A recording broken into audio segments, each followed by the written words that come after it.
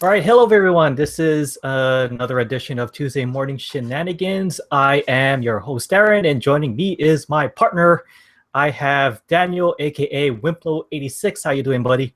Hey, how's it going? And I gotta say, on behalf of my brother Alex, I do apologize because you didn't get that invite that could have gotten you to the World Series of Troublesome Events Through Dice 2017. But hey, better luck next time. So this is actually a pretty interesting show because while obviously I have done live streams before, but this is the first time ever on Tuesday Morning Shenanigans where, well, right here on the island or the state of Hawaii, I'm actually doing this midnight on a Tuesday. And Wimplo, you're actually doing this broadcast Tuesday night over in Japan. Yeah. So yeah, this time the pre-recording actually happens to take place on the right day, so I'll just keep this up when the broadcast is through.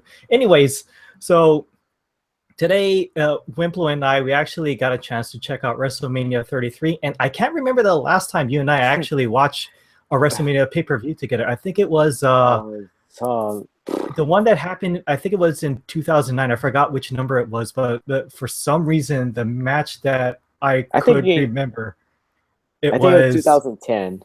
2010, yeah. I remember us getting bored when it was John Morrison and Snooki going up against, I forgot who it was. Oh, yeah, that one of those promo matches and whatever. Yeah, cross-promotional matches. So anyways, we checked out WrestleMania 33, and then we started to communicate with each other because my friend Wimplo, he couldn't quite get over the main event, so we will get to that later. So our review, basically, don't expect anything too technical. We don't count, a lot of wrestling maneuvers. I mean, of course, it is the thing that makes the matches and the storytelling very unique, but I guess it's safe to assume that we'll go based on how we felt, whether we had goosebumps or not, whether something slowed down, whether things got exciting. And I also like to look at the entrances and crowd reactions. Wimplo, what kind of stuff do you look for in a good pay-per-view? Good promo, and as long as the match is entertaining and the dynamic, basically.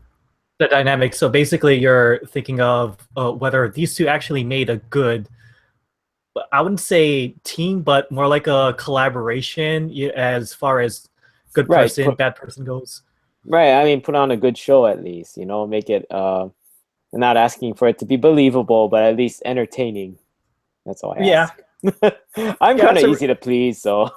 Well, you and I both, because we do check out the product once in a while, and then we do like to read the reports. It's just there has been a time where we just did not watch it regularly, but, we do have a lot of friends who do watch it regularly, and then we get the info from them, or we get the info first, and then we just like to go ahead and just talk about what happened. But this is like the first pay-per-view out of 2017 where you and I actually sat down and we saw like pretty much the whole thing in entirety. Well, you did. I only watched some matches. Yeah, so we'll get to the matches in just a quick minute, but first I think it would be right that we congratulate the Hall of Famers of this year. So congratulations to Diamond Dallas Page. We got Teddy Long, Ravishing Rick Rude. We have Rock and Roll Express, Beth Phoenix, and of course the Olympic gold medalist Kurt Angle. Yeah, about time. Yeah, and I never thought he would actually do the toast of the two milk bottles in his hand, which is something he did, especially at the height of the invasion angle when he went up against Stone Cold Steve Austin. Back then, years ago, Stone Cold made a name of himself by showering the McMahons, I'm talking about both Shane and Vince, with beer, using the beer truck. And then a couple years later, you got Kurt Angle doing the same thing to Stone Cold, except he brought out the milk delivery van. Yeah, and then he did a toast with the two milk. That's very nostalgic. Yeah, it was. It really was. And of course, big congratulations to the recipient of the Warrior Award, Eric Legrand. Continue the good fight. So let's move on to the very first matchup. I honestly, I was shocked that this was even an opener because I thought this was something that was deserving to be at least mid-carder. Not that I'm complaining. I thought it was a really good start to the show, which was AJ Styles versus Shane McMahon. And for those who, spoiler alert ahead, I didn't mention it in the beginning, that I will be covering some bits such as what led up to it and things like that. So, spoilers. And of course, we will be talking about the winner as well. So the whole reason for this feud was basically AJ Styles. He was the top guy on SmackDown, but it was he blamed it on Shane's booking because he's a commissioner. He blamed Shane McMahon for his string of losses. And honestly, we did a show together with Swan, the War Chief, and when I heard that back then, when the pay-per-view was about to start, that out of nowhere, John Cena makes a comeback from a really long hiatus and suddenly points at AJ and says, "I challenge you for the belt." I thought, wait a minute. You can't just come into a promotion and use your status to demand a match just because you say so. But anyways, so AJ lost. He's John Cena. So then so of course AJ Styles lost the match, and then since then he lost the Royal Rumble, Elimination Chambers, and all that stuff, and so basically he blamed it all on Shane, and it culminated into one day Shane McMahon shows up to work, and from behind AJ jumps Shane McMahon and Shane his head through the window. Nope. He did a Marty Jannetty. Shane McMahon tried to dive through the car window to escape. What an act of cowardice. 10 points gets that reference. Yeah, that was one thing that I got a kick out of when I saw that promo, and I couldn't help but think, "Oh, Shane pulled off a Marty Jannetty. Shame on him. Shame on him." Marty Jannetty, yeah. With Bobby Heenan. Yeah. So at first, leading up to the match, I was very skeptic. I wouldn't say that I was a complete downer. I was more concerned about Shane. Shane being in his late 40s. He's around the age of my parents. Actually, now that you mention it, I gotta say this because I haven't been keeping up with WWE for years, and then just see that, I didn't know Shane McMahon was still involved, and then seeing the promo, in my mind, I still thinking of Shane McMahon since the Attitude Era, when he's Vince's son and blah blah blah, and then all of a sudden I see him, and then whoa, he has gray hair now. Yeah, that was my first reaction. Yeah, that was my first reaction last year when he went up against Taker in the Hell in a Cell, and I was like, "Wait, no, don't do this, man." He invited last year. He invited his family over. They were like in the front seat, so in front of his boys, he was fighting the Undertaker in a Hell in a Cell, and I couldn't help but think back to Mick Foley as Mankind going up against the Undertaker at Hell in a Cell, and his kids were there too, I believe. Well, if they weren't there, they were definitely there for the I Quit match against The Rock. And when it got too intense, the kids were crying. They had to be taken away. Yeah, it was that bad. They couldn't watch the entire match. So I couldn't imagine what it was like being Shane's kids and watching his dad do an elbow drop off the cell. But, that's another topic. So Shane McMahon going up against AJ Styles, I was concerned about Shane's overall well-being, his health, being that he is around the same age as my mom, and he's gonna be going up against one of the hottest stars in WWE today. Right. But he's young enough to be his son. yeah. If not, like a really dependable nephew or a close nephew. Right. So honestly, I was so relieved or so glad that Shane McMahon proved me wrong. He brought his A game, and honestly, the Shane that I saw in this match was like remotely similar to the same Shane that I saw in dare I say his prime. He's still good, but I like to call it, I'll say his youthful days in the Attitude Era. I mean, he never lost a step. Of course, I will admit the one move in his arsenal that I never liked was when he does the whole rope-a-dope and he does the quick jabs to the right hook. I mean, even when he was younger, I thought it was rather cheesy, but at the same time, he has his own style. I'm used to the guys who really put their form into really laying into those hooks and making it a lot more flashy or stiff. Whereas you got Shane doing short jabs and a really short right hook, but hey, whatever works. And but the great thing about Shane McMahon is that even though you rarely see him in matches, but whenever he is in one, he always gives it his all. Oh yeah, definitely. Truth to be told, I would watch Shane McMahon's matches over his father's matches any day. Sorry, Vince. Yeah, it's just that really compared to Shane is a lot more. He has more athleticism than his dad. You know, Vince can only do so much, but hey, it is what it is. Yeah, there's no contest there.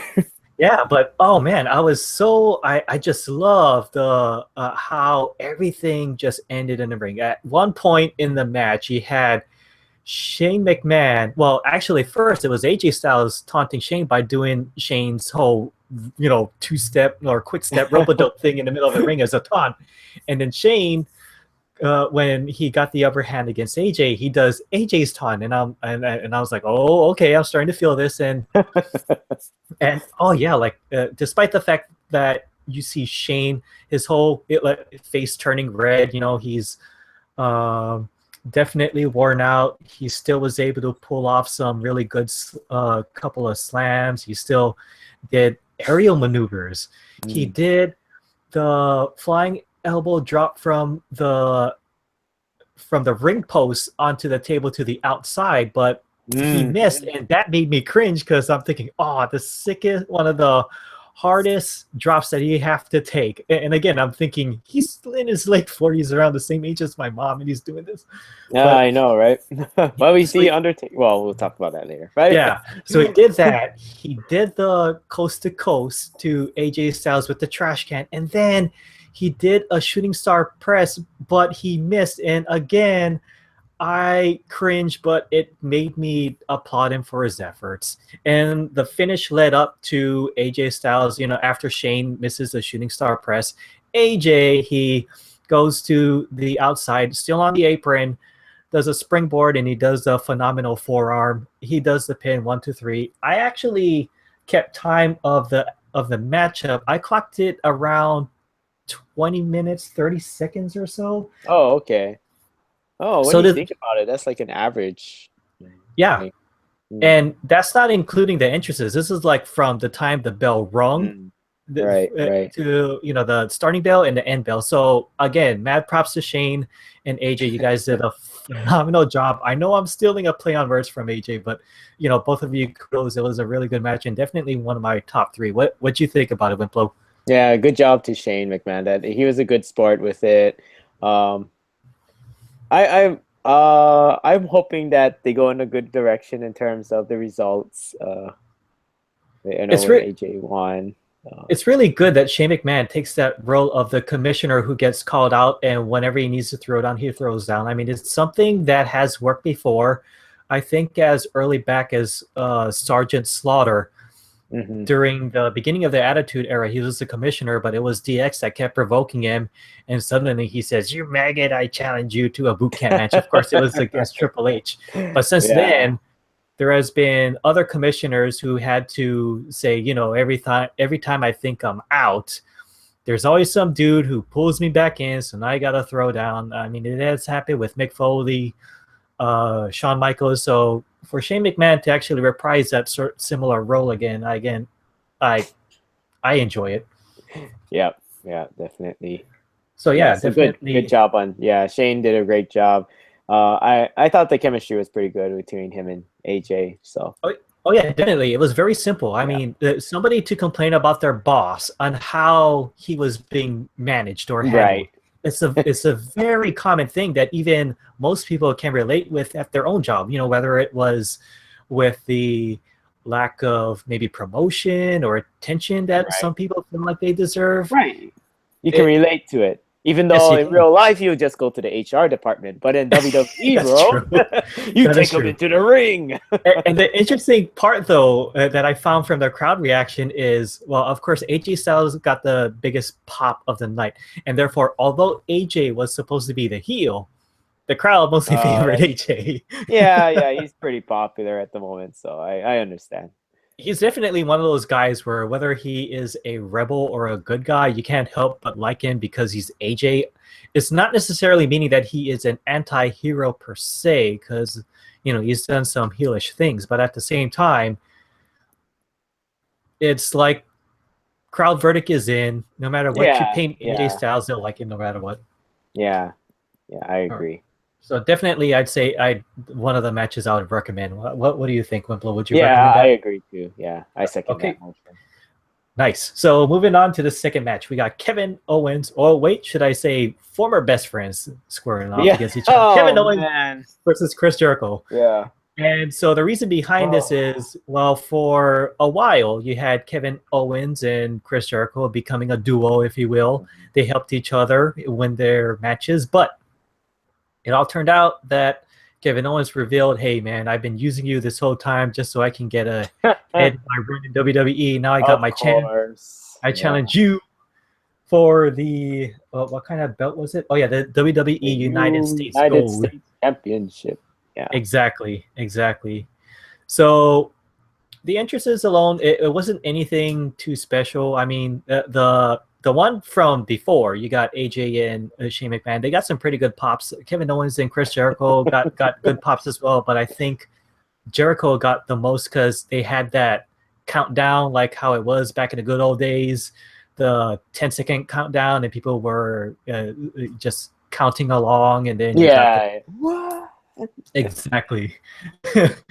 So obviously the pace was different than the one before. The first opening match was a little bit more faster, and it had obviously two wrestlers who incorporated their own share of a lot of high-flying skills. So therefore, with Owens and Chris Jericho, of course, they do have high-flying arsenals of their own, but their style was a little bit more stiff. After all, it is two guys who wants to just beat the living what out of each other. Yeah, right. Or they're just gonna try to go out there and seriously lay the beat down. So with that, it for what it is, it was pretty good. Kevin Owens did his best by doing a whole bunch of cannonballs. It's a thing where a man is in the corner. He's sitting up, but he's pinned against the corner, and Kevin Owens runs and hurls his body into a somersault swanton into the guy's face. But yeah, I gotta admit, Kevin Owens is very talented. He is. I think it was a well-deserved push on his part. So and leading up to the matchup, Chris Jericho also did a Marty Jannetty by trying to jump through the TV screen. Yeah, what a weird dude. You can't escape through a TV screen, Chris, but hey, what is It's kind of funny because I just watched the Royal Rumble, this year's Royal Rumble recently, and then watching the Kevin Owens match against who was he fighting? Roman Reigns, and then Chris Jericho. They had to lock him up in a cage because he always interfered in the matches, and then best buddies and all that, and then all of a sudden I didn't keep up with WWE, but then when I hear that they're fighting in WrestleMania, I'm like, oh, what happened? That's true. But then I was thinking, well, I mean, if you partner with Chris Jericho, eventually somebody's going to turn on somebody. Well, you did remind me a really good gimmick, and that was being locked up in a cage, because back then they called it a shark's cage, and they put the person inside of it, and they suspend that said person into the air so he or she don't interfere. It's been done before, and to hear that they brought it back again, I couldn't help but think back of the old memories. But there was, despite the stiff shots that both guys gave to each other, there was one spot that I particularly enjoyed, and that was when Chris Jericho countered with a code breaker, and Kevin Owens was down on his back. Jericho goes for the pin, and before the referee could count 3, Kevin Owens did not grab the rope with one index finger. He touched the bottom rope, which still counts. It does. Oh, okay. But he's the first heel I've seen using an index finger to break the count. All the other guys would use all 5 of his fingers and palm, to really grab onto it. If not, slide their arm or their leg underneath the rope. But here's this one guy in a really good suspenseful situation, just uses one index finger to touch the rope. So I have a question. Go ahead. In this match, Who is supposed to be the heel and who's supposed to be the face? The face was supposed to be Chris Jericho because he got his, because he was the one backstab. being betrayed or something. Yeah, exactly. Okay. Normally, well, depending on how it goes, the person who gets betrayed is the face, but of course, it all depends on the chemistry or how the story was told. When Batista or Randy Orton betrayed Triple H when there was an Evolution, obviously Triple H was still the face. So in this case, Kevin Owens was still being pushed as the bad guy. Therefore, Jericho naturally would have to become the face. And you got the whole crowd cheering for, bringing up Chris Jericho, bringing up the list of people who are going to be taken down. So. Hey, you're if it works, on the list. You're on the list. Oh my goodness! In true comedic fashion, if I was on the list and somebody told me that I'm on Chris Jericho's list, my eyes would bulge, and then I would drop the beverage that was in my hand, preferably a coffee mug, and you would see it crash and break on the floor. No way. Better call the APA. So the finish of this match was basically Kevin Owens was outside. Jericho follows him, but he gets caught.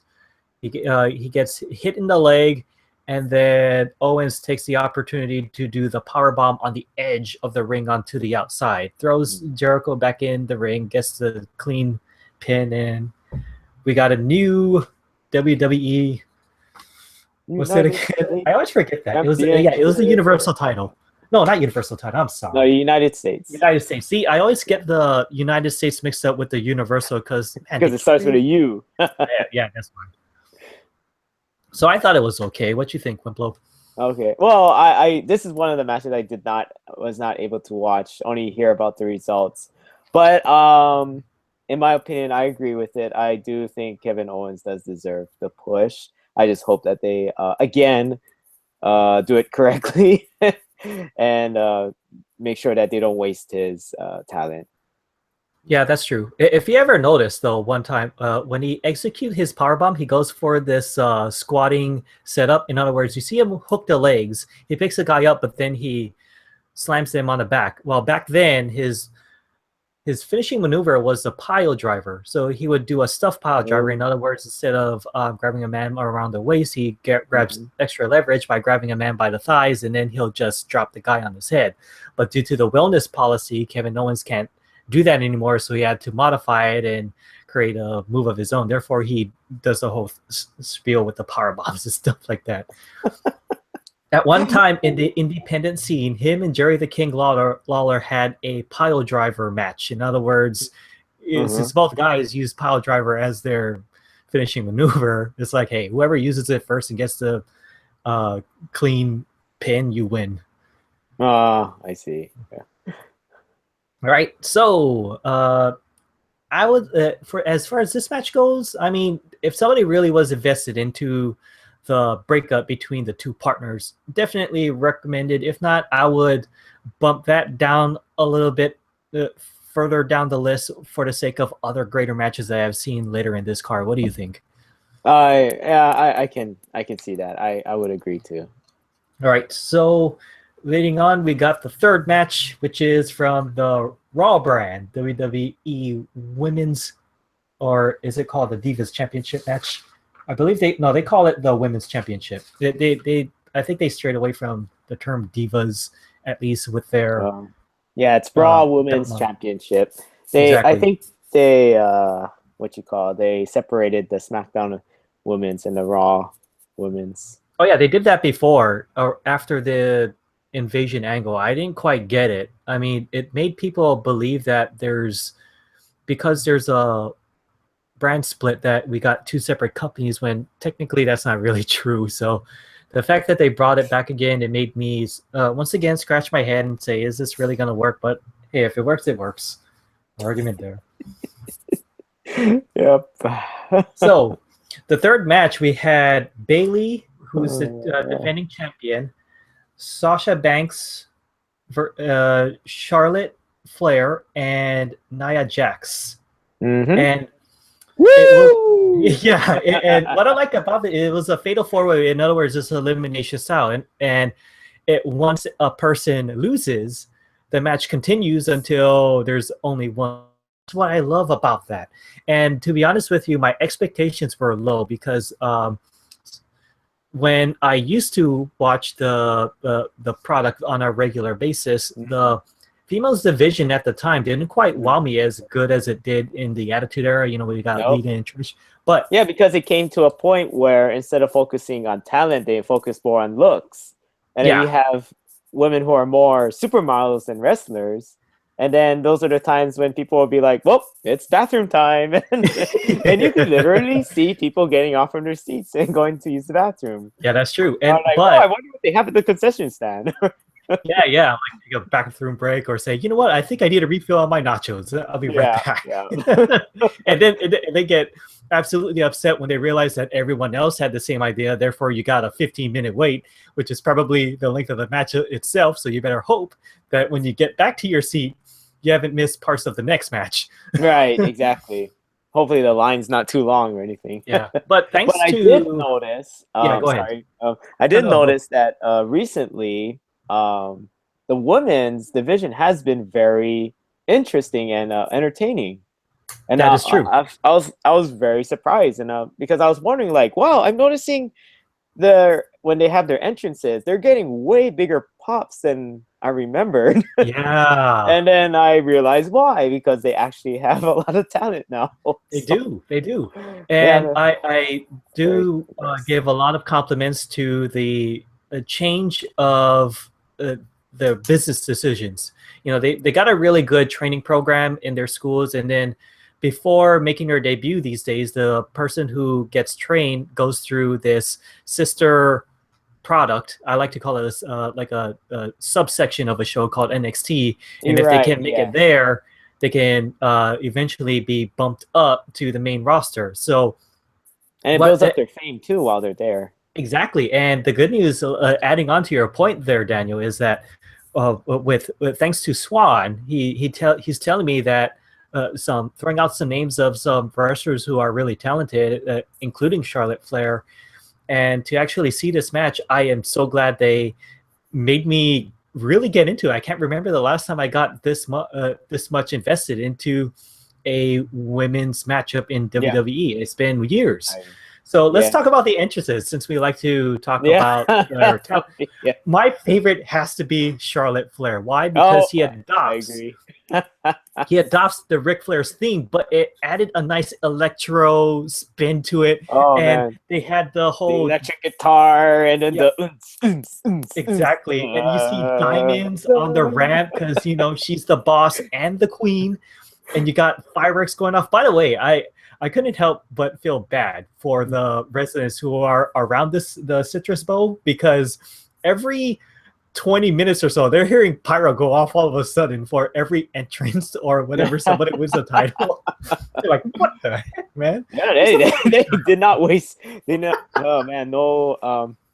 spared no expenses on the pyro this year. Yes, and thank goodness for the heel commentator on the Raw brand, because the way he plays up Charlotte, I love it. That guy is good. He reminds me of you in a way. Oh, really? To be honest with you, as I was watching a pay-per-view, my heel commentary side was commentating throughout all the matches. And so therefore, with Charlotte, of course, I had to say a few things. Like when she's coming down, I said, "Oh my goodness, behold, the queen is here. Everybody stand. Bow down to your queen." Exactly. Woo! Yeah. Hey, despite her and you could tell she has a fan base, because despite her being a heel, of course the people are getting into it, the boos. Yeah. But you still hear people going, woo! Exactly. And oh man, Charlotte does a really good job playing heel, because not only does she do the Ric Flair pose, but even as she's reaching the apron, she's showing off by doing all of these acrobatic maneuvers. Yeah, yeah. Like what is it? Like forward flips and all these other kinds of stuff while working her back. I'm like, oh my gosh, like I totally get it. She comes from, like, compared to Bayley, who is the people's champ at the moment, because she's like us. Growing up as wrestling fans, they have a dream. She relates to the fans. Yeah, exactly. She has a dream. She worked hard. She proved everyone wrong. She's on top, and she's giving away free hugs. She pays homages to her biggest role models, like the Macho Man. That's why her outfits are so colorful. Bret the Hitman Hart. I mean, I totally get it, and I felt the electricity in her character too. I liked her. I mean, I would be in the hugging section too if they gave me a sign. But then but compared to Charlotte Flair, we have Bayley, who worked her way up from the bottom, but Charlotte Flair is wrestling royalty. I mean, she adopted the Flair moniker, therefore she is like a princess who got promoted to be a queen, therefore she has every right to be cocky, arrogant, and she has the skills to back up what she says. Right. And she plays it really well, which is she goes 100% into it. Which I love it. I only heard things from Swan the War Chief, but to see it finally on pay-per-view. You should see, I believe it was the last Hell in a Cell pay-per-view that they had. It was Sasha Banks versus Charlotte Flair in a cage match. Man, and it was pretty good. I watched that, and I highly recommend seeing that because they bring out all of their stuff on that. Exactly.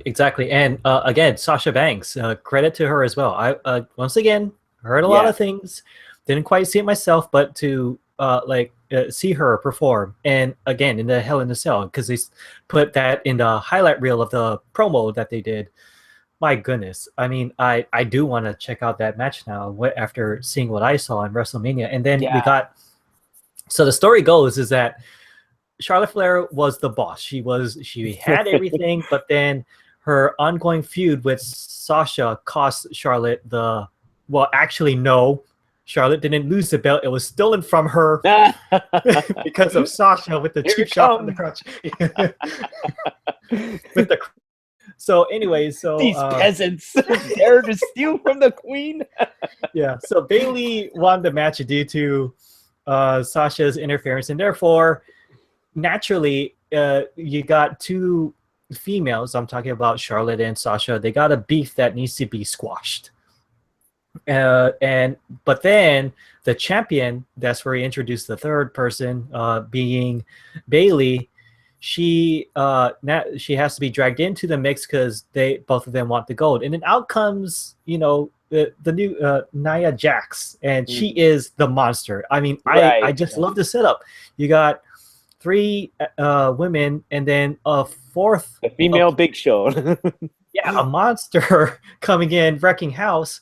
So we got a fatal 4-way, and naturally they triple teamed, and it took 3 of them to finally pin her.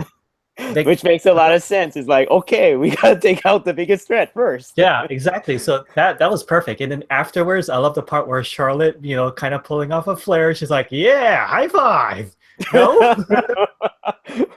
and she rolls out of the ring. Like, wait, all right, fine, you two fight each other. I'm like, I love it. Yeah, that's like total Flair. The only thing that could take it home, I was hoping that she would say, "Come on, be on your knees and do a no." Just because I was wondering how much of her father's style did she adapt, but I've heard that once in a while she would do a flop. Yay! So I remember watching like some video clips of that. I was like, "Oh, that is awesome." That is so cool. It kind of makes me want to go back and see how Flair did as a manager, because with a woman like Charlotte, she would be she is the perfect villain to have alongside a villainous manager. Right. So if there was a time where managers existed, both good and bad, like how it was back in the day, Charlotte is one of those personalities who would always need one. But then again, she can always carry things out on her own. But during the match, because I was so invested into it, I was switching roles between commentator and a manager, you know, like when she was down, I couldn't help but scream, like, "Come on, get up," or "Shake it off," you know, things like that. Oh, it's not Flair to Flair. Yeah, this isn't fair to Flair. This isn't fair to Flair. She does like a cheap shot. Did you see that? What? Desperate time. Desperate measures. My monitor went out. What happened? Yeah. And so, coming up to the second elimination, Sasha Banks, of course, she tried a roll-up with Charlotte. She gets kicked off, and her head hits that exposed turnbuckle, which somehow untied itself. Like, what happened? So somebody should call the ring guy because he didn't tie that turnbuckle pad on tight enough. But hey, casualties do happen in the ring, and accidents do happen, so therefore Charlotte got the pin. Did you see that part there, Daniel? No, I missed that. Okay, so actually, I was just pulling off a hill comment at that moment, because actually what really happened was during the match, Charlotte ripped the turnbuckle herself and she loosened it. Oh my gosh. So therefore, it was a perfect setup, because when Charlotte kicked off Sasha, her head happened to hit that exposed buckle, and I said, "Yeah." Oh man. So Sasha gets eliminated, and now it's down to Charlotte and Bayley. The finish happens. Bayley was caught in like a sort of like a tree of woe. Well, her leg was definitely been attacked, because oh man, Charlotte, she was doing so many chop blocks. Again, kudos to her, because that's definitely what a Flair would do. So, yeah, exactly. So, Bayley and Charlotte was on the top rope, and towards the end, Bayley happened to get the upper hand, and she does a back body drop to Charlotte, and she lands right on the mat from the top rope. And then Bayley, she picks herself up from the tree of woe because she was upside down. She does the Macho Man elbow. 1, 2, 3, it's over. But hey, I can't help but like Bayley. I mean, everything about her is just awesome. She, again, her being like the people's champ, everybody loves her. She sends a positive message to the kids. I totally dig it. She's like out there giving free hugs, celebrating with the fans, and everybody just loves her. Yeah, heck, I love her. Yeah, she's really good, and how do I say, relating to the crowd, because it's like the dream of a fan coming to in actual character form. Yeah, so why she is like really, really great person to promote. Yeah, and I can totally relate with her. Again, the fact that, she happened to get a picture with the Macho Man and Bret Hart, and she's doing a tribute to her favorite heroes by dressing up very colorful and doing the Macho Man elbow. I totally get that. Yeah, I do. Yeah. Of course, if I were to grow up to be a wrestler, the type of people who I favored would probably shape me to be the villainous guy that you see today, but probably much, much more devious. So... yeah, Fuji and the IRS, all those other cool guys. I'd probably be like Ric Flair and trying to cheat my way into victory. I'm sorry, but you didn't see that. Oh man, yeah. So yeah, I definitely recommend this match for anyone. What do you think? I think the match itself was really good. I'm kind of mixed feelings with the results though.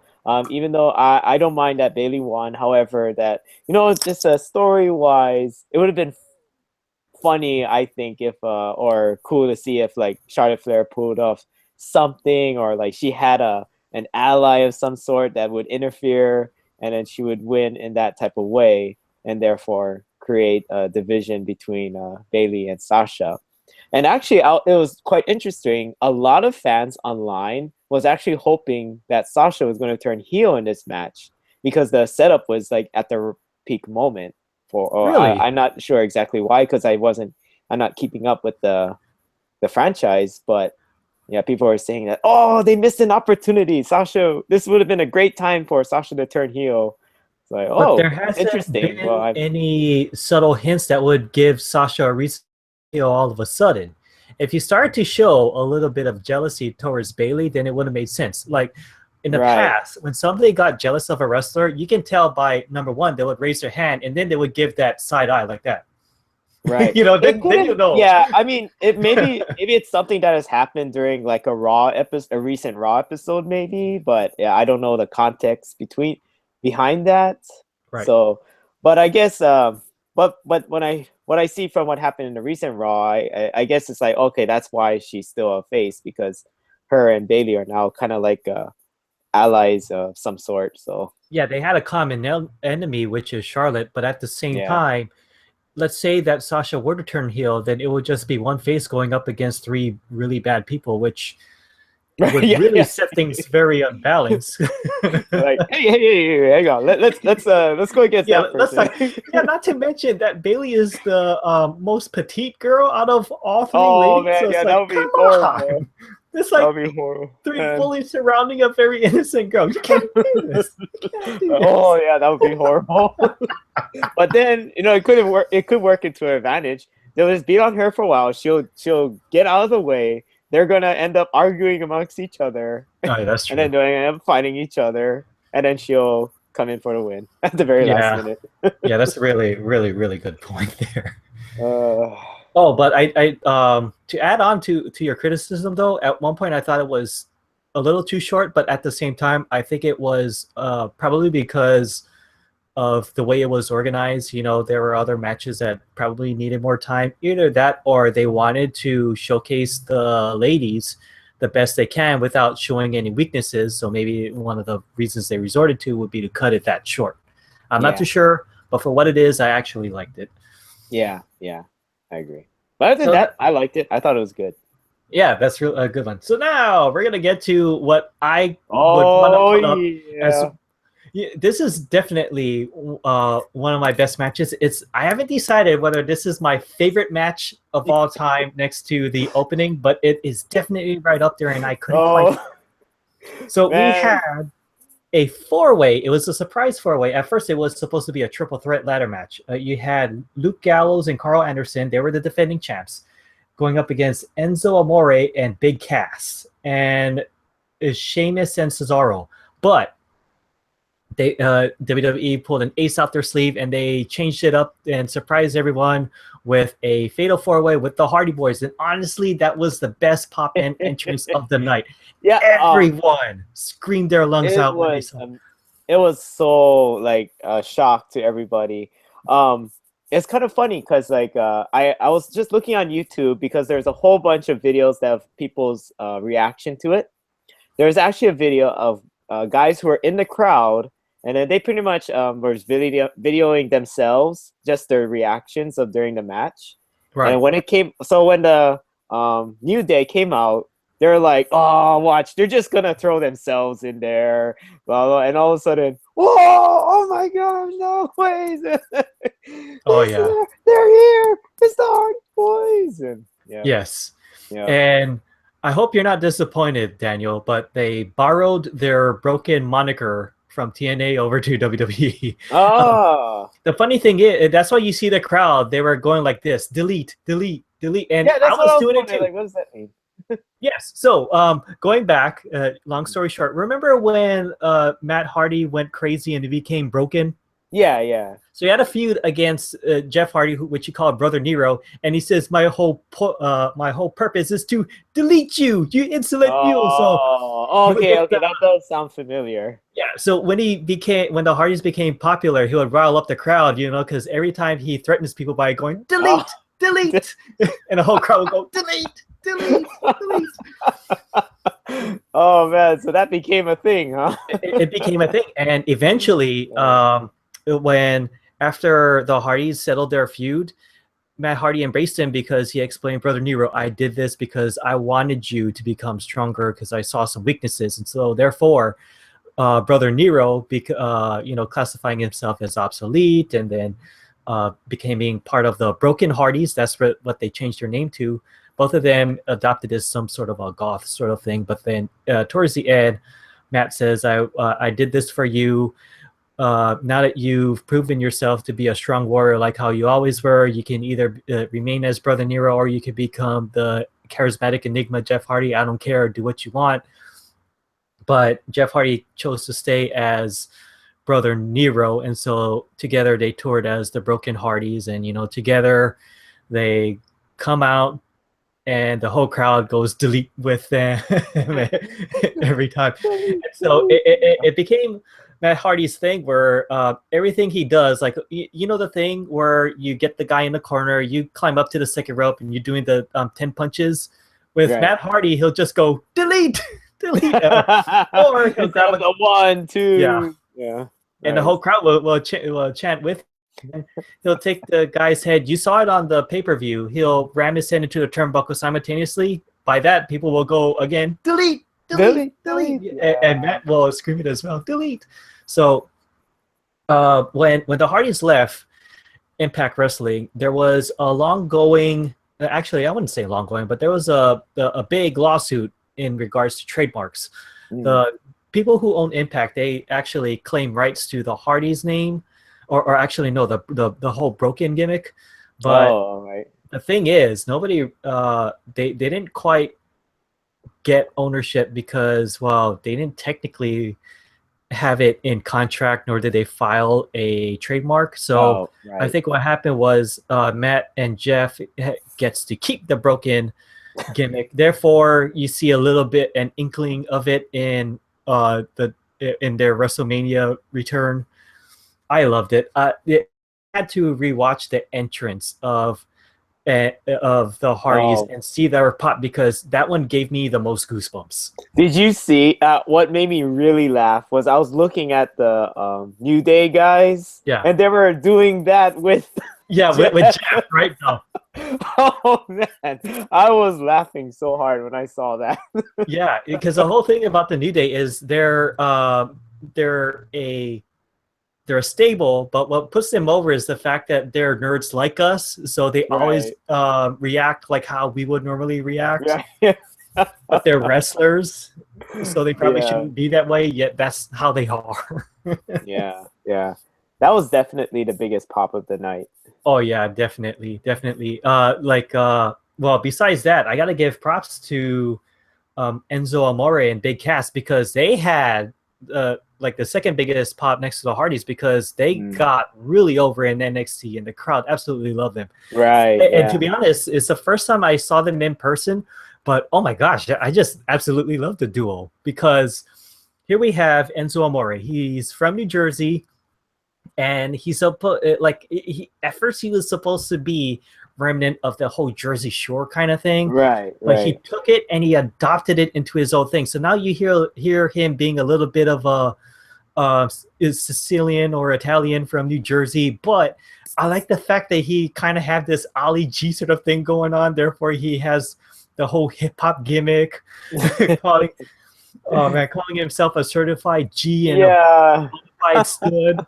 I mean, I liked it. The crowd gets into it too when they do that. Yeah, I felt it, because at first, I like hip hop. I've loved it since I was a kid. So to hear this guy come out to hip hop, he's doing that whole running backwards in a quick shuffle kind of thing, and the crowd eating it, and then and as they're screaming, I'm listening to the beat, and I'm like, oh wait a minute, I'm starting to feel this.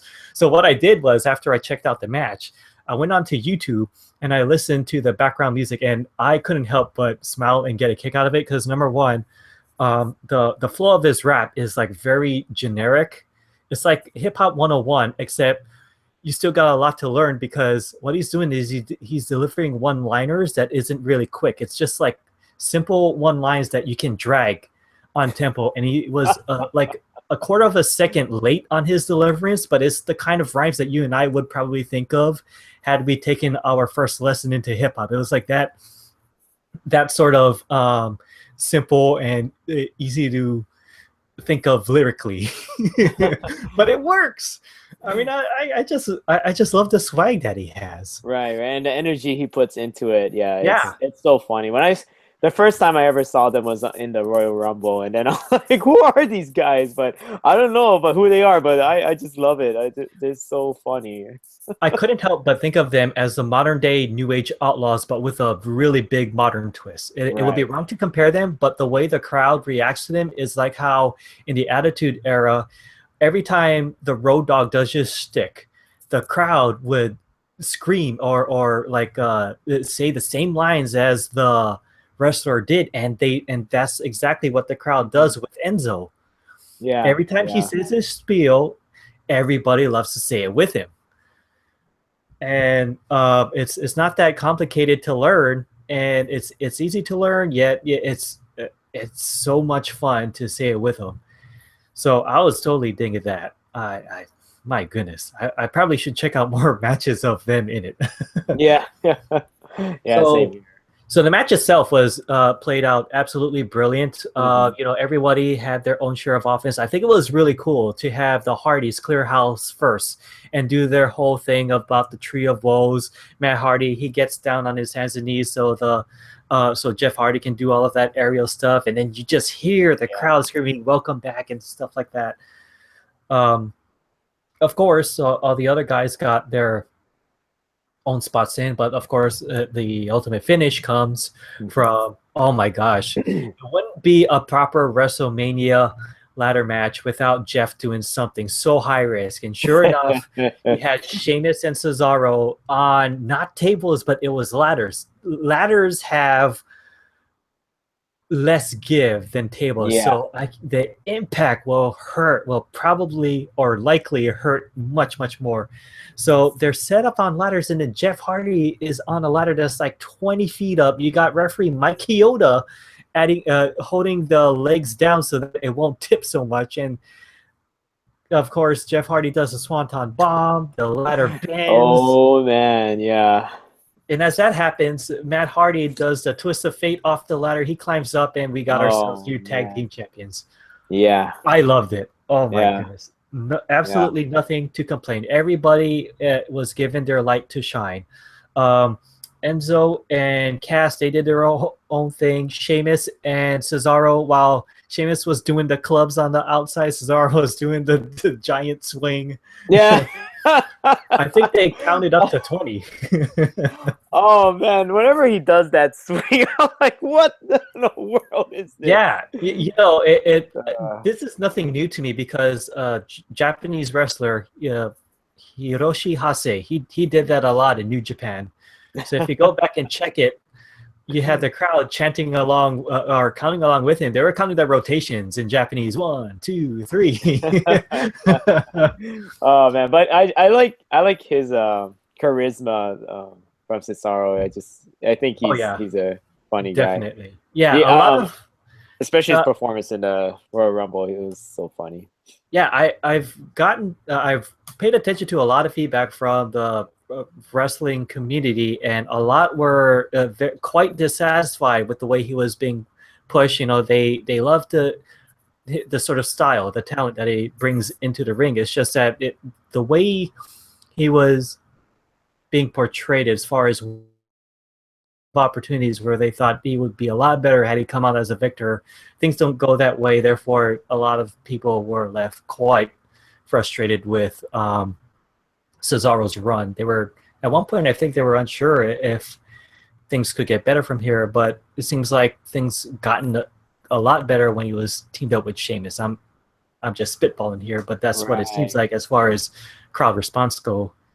Right. And they say that if you want to get the best reactions from a crowd, look no further than to watch a pay-per-view, because the electricity is nothing compared to a live show from your weekly syndicated programs such as Raw and SmackDown. Bigger crowd and more energy and everything.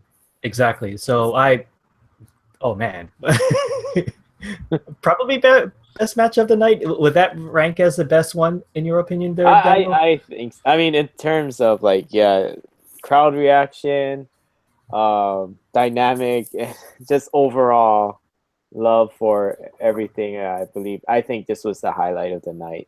Yeah, absolutely. And if you love watching entrances, I can't stress this enough. Rewatch the Hardys comeback over and over again, because oh my goodness, woo, the Hardys! Everybody was just losing their minds.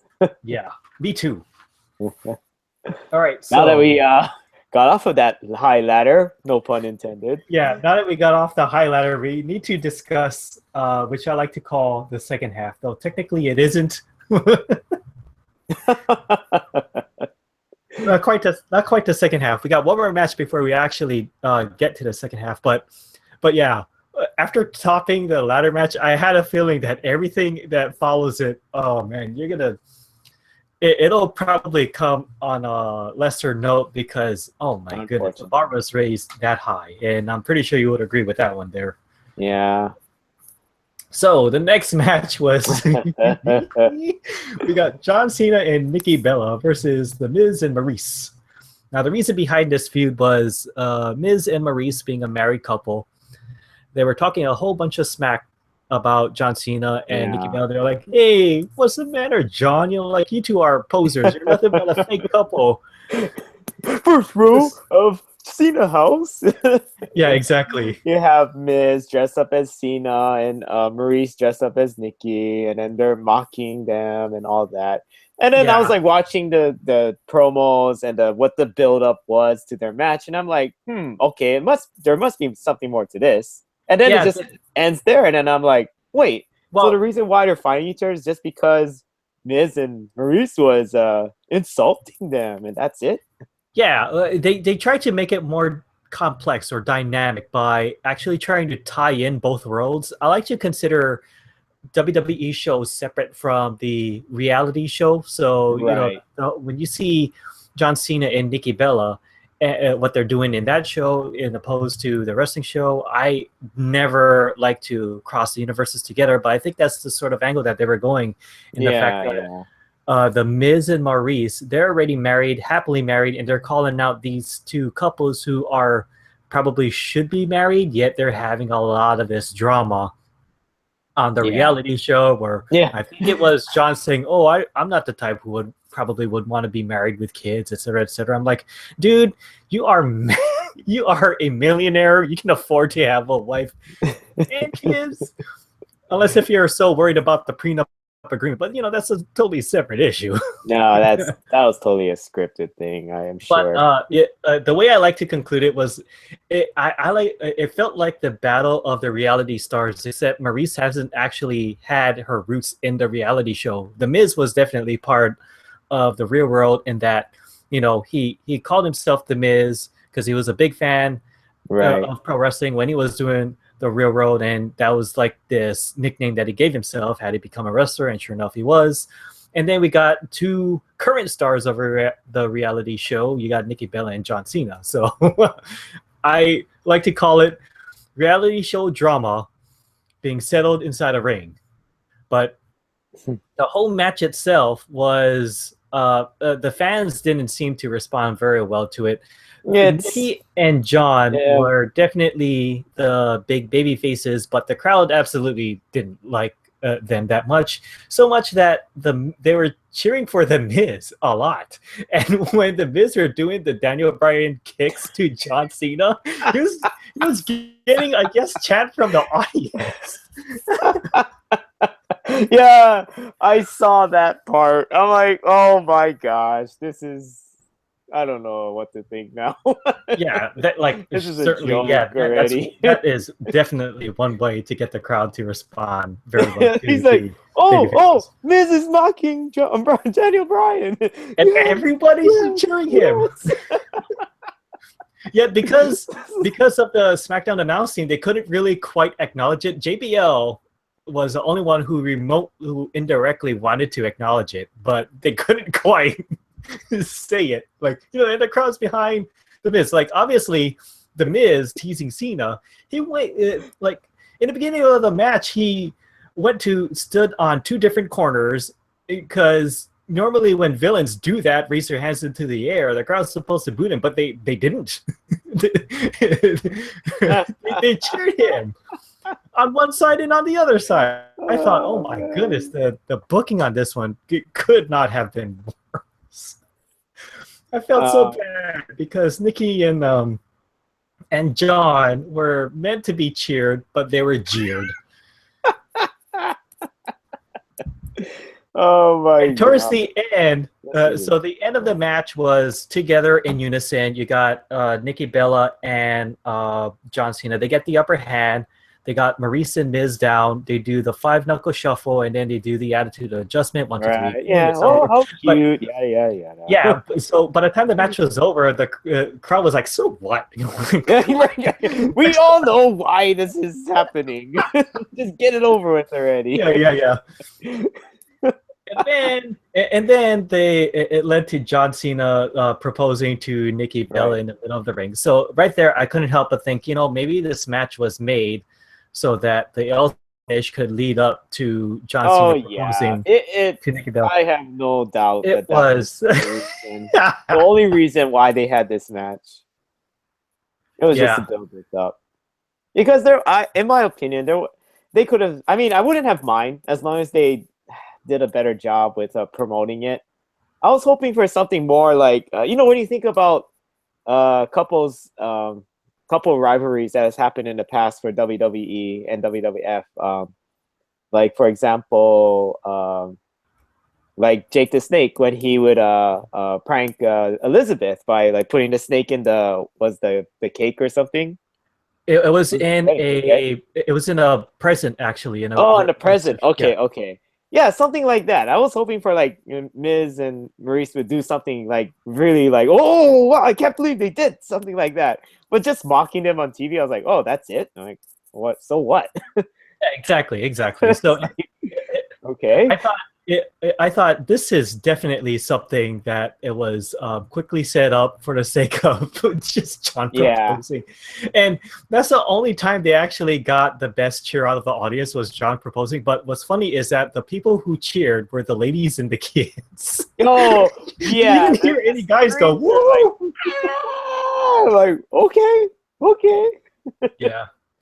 I want to take this moment to give a quick shout out. We actually got 2 viewers who are active on the live chat. Live chats are working, and any sort of questions or response that you guys want to give towards myself and Daniel, we do read them. So big shout out to Maui Mark and of course Killer Cow. Yay! Thanks for joining us. They're tuned on right now. So hey, thanks guys. Although it is late, then both of you probably are about to get some shut-eye.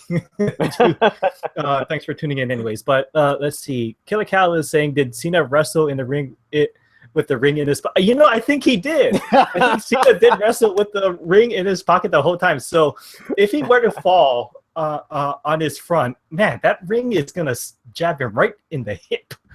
Oh my God. So you can see the comments. I can't see the comments. Well, I can because I'm the moderator. Oh, okay. No, you're wrong, man. I'm kidding. So I'm gonna call out the commissioner and AT. I'm gonna meet you in the ring. Yeah. Commissioner Shaggy, we need you here. That no good, Jack Cunning.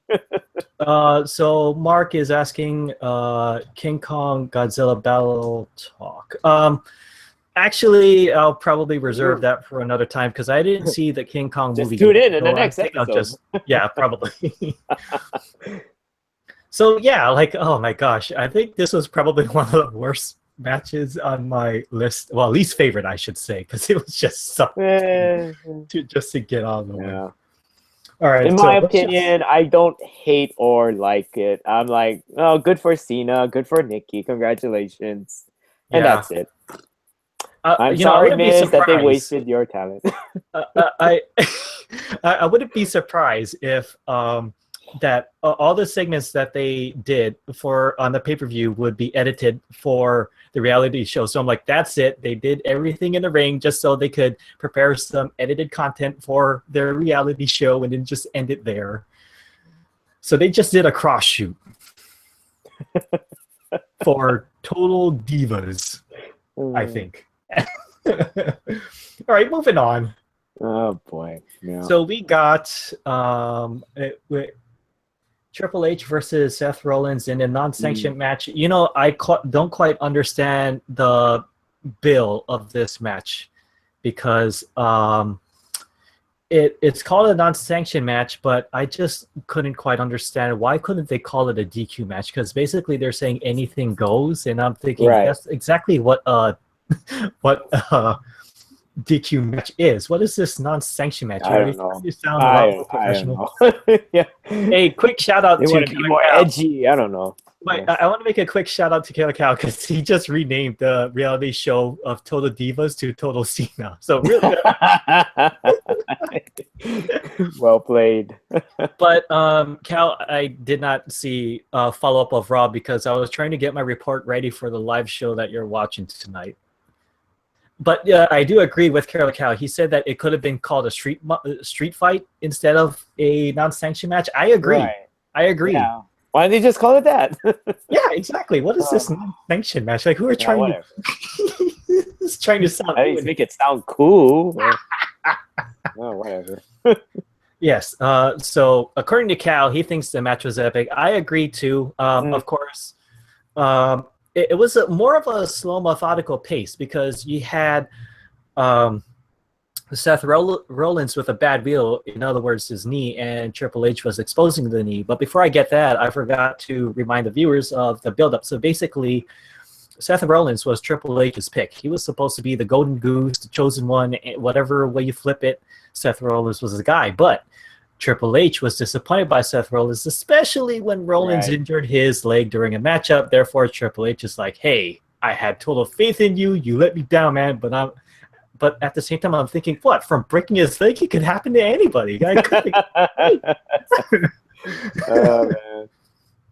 Or his knee. So anyways, he betrays Seth Rollins. Seth Rollins comes back and he says, like, hey, I'm calling you out. And then of all people, it's Stephanie saying, hey, you don't want to see my man become the cerebral assassin because when it's on, it is on. Like no snap or next snap. Yeah, yeah. the total like don't make him get him out of his suit or whatever. Yeah. So the entrance, as Killer Cow likes to point out, is that in order for Seth Rollins to have the complete face change, he starts wearing a gold attire to the ring. And then he wears a torch. My immediate reaction, because I quickly slipped into my hair commentating phase, I looked at him and I said, what are you holding that torch for? The Summer Olympics isn't until another 7 years, you dummy. Hey, what's that going to do? You're a little early or late. Yeah. And then he puts the torch down. You see the whole rat comes to blaze. And I'm like, oh, great. Now he's committing arson. Way to go, pal.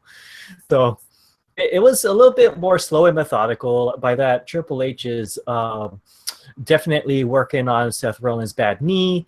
One time I actually laughed because it was when I think it was Triple H. He had Seth Rollins in lock. I can't remember if it was figure four. Cal, I know you're watching this. Was it the figure four on the outside? But it was when Seth Rollins, he was reaching for items underneath the ring. So he grabs such random items. Let's see. Oh, take it easy, Mark. He's actually logging out. So anyways, Seth Rollins trying to get out of the submission maneuver on his leg. He goes underneath the ring. He's reaching out for random items, and he's trying to throw it at Triple H's face. But he slides out the sledgehammer, which slides right next to Triple H's face. He's like, hey, you just did me a favor, dude. Killer Cow calls it a knee crank. So the knee crank is happening.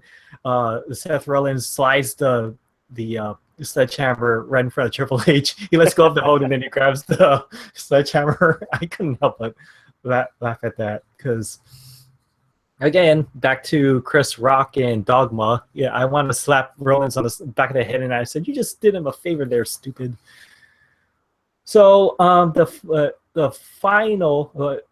The finish is, the table was already set up on the ring on the outside. Stephanie wanted to interfere yet again. She stands up outside on the apron, and then Triple H almost bumped into Stephanie. He breaks, but then he gets a super kick from Seth Rollins. He turns around, bumps Stephanie off the ring. She falls through a table. Oh, man. Oh, my goodness. And I felt bad for Stephanie because I thought, hey, kudos to you because you put your body on the line just to go through a table? I never saw anything like that. You said it right, Cal. Super kick. Oh, and then man. Triple H, takes a moment to pause. He sees what has happened to his wife, and then No. goes up to his face. He goes, "I'm gonna get you for this." No, I'm really angry. Yeah. He turns around. He runs towards Seth Rollins, but then Seth catches Triple H in the pedigree. 1, 2, 3, it's over. But it was interesting because Seth Rollins, he always he made it sure in the middle of the match, he wanted to put Triple H away through the pedigree, but being that Triple H invented the pedigree, he always turn it around and then would always find some way to counter. But hey, it ended on that note, and I just thought it was okay for what it is. What did you think about that, Daniel? I respect the decision they made to push Seth Rollins. Yeah, so I thought Absolutely. This was I thought this was a decent storyline about the whole, again, with the going against the higher powers to get the respect that you deserve and blah blah blah. So yeah, I thought it was alright. I thought it was good. And I gotta mention before we move on the entrance of Triple H as well, because he did a whole Sons of Anarchy thing. Though what kind of killed it for me was the fact that he was being led in the motorcycle parade by Orlando's finest. Yeah. Oh, yeah. And then he was being led by Orlando's finest, and then he has to ride a tricycle because he got his wife riding in the back, and they need to be a little bit more stable in the formation. Oh wait, Carla Cal is asking, what do you call an upside down pedigree? I have no idea what to call that at all. Let's see, an upside down pedigree. Definitely something I would not want to be, because isn't an upside down pedigree where your face is actually in the crotch of an individual? That would probably be very uncomfortable. Yeah. No kidding, right? Exactly. Not a place that I would want to be in. Cal calls it a Portuguese. Oh my goodness. Okay. All right. Moving on. Oh yes. It's a good one. So then we got the WWE Championship match of the Raw brand. It was Bray Wyatt versus Randy Orton. Now, leading up to this, you asked me, Daniel, that it was who was the face in this one. I had to explain to you that technically it would, in this case, it was Randy Orton, because he was rising up against the cult of Sister Abigail. Yeah. Because I was confused at first, because when I watched Royal Rumble, and I was hearing too from like bits and pieces that he was allied with the White family. So, he was. So I was like, oh, where did this come up? Yeah, and the promo actually put it quite well. It's the fact that Bray Wyatt, he is definitely complimenting Orton for being the Viper. That was the only thing that he found in tune with the Wyatt's principles, was just him hearing voices in his head, because they talk to him and they understand.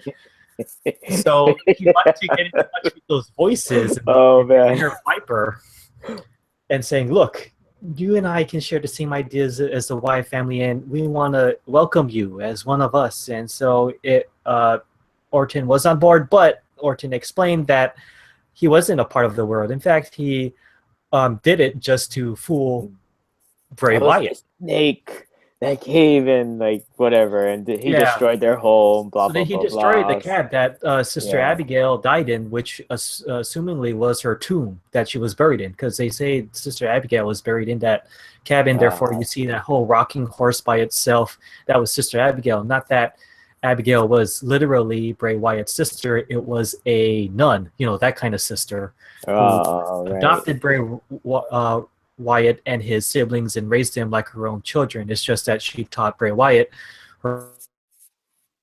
what people think was more satanic than anything, saying, oh, the world is evil, but I'll give you the tools that will make you overcome that, and that she was the things that could create, but she could also destroy things, etc., etc. That kind of convoluted or complicated sort of thing. So anyways, we got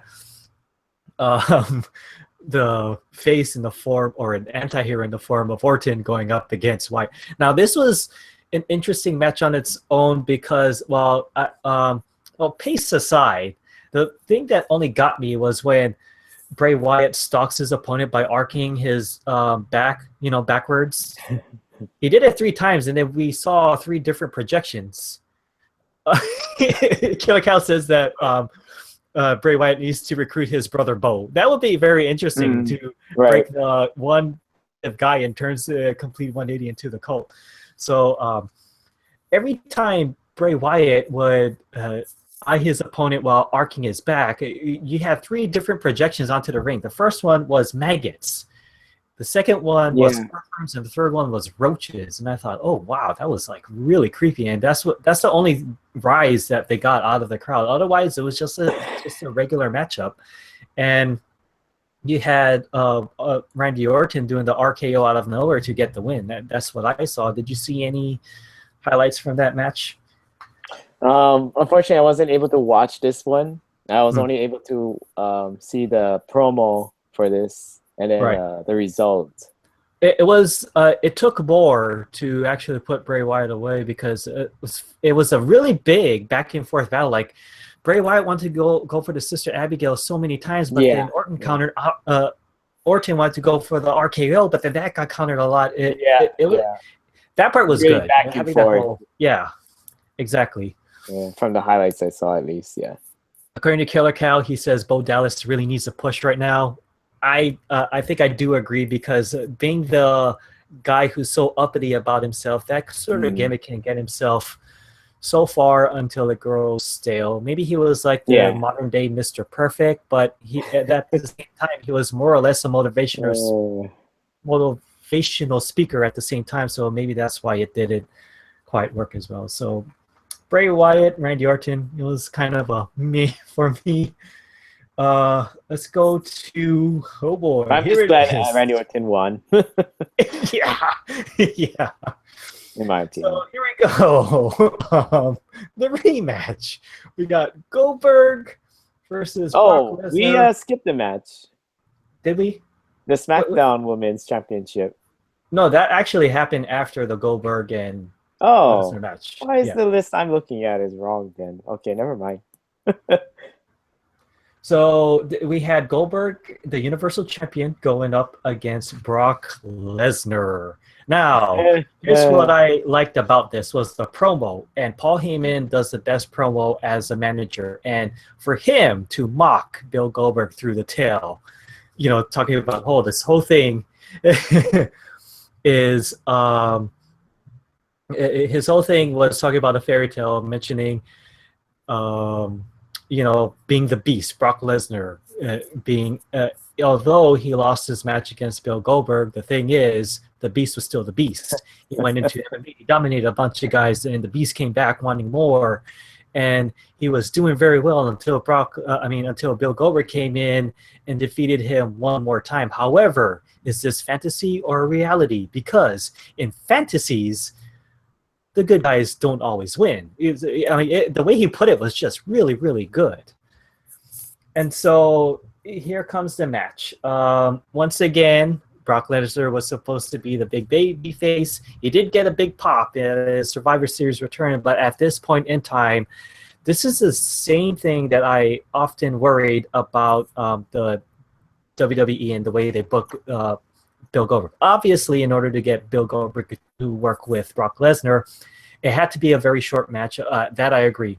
But the fact that Bill Goldberg won with no offense from Brock Lesnar at all, and then to have Bill Goldberg just plow through all the other guys, WWE kind of painted themselves into a corner. So with the rematch happening, they're like, oh man, how are we going to get this to work? Because now the fans kind of got sick of him. I could hear it from Orlando. They like they like Bill Goldberg less, but they love Brock Lesnar much, much, much more. Really? Oh.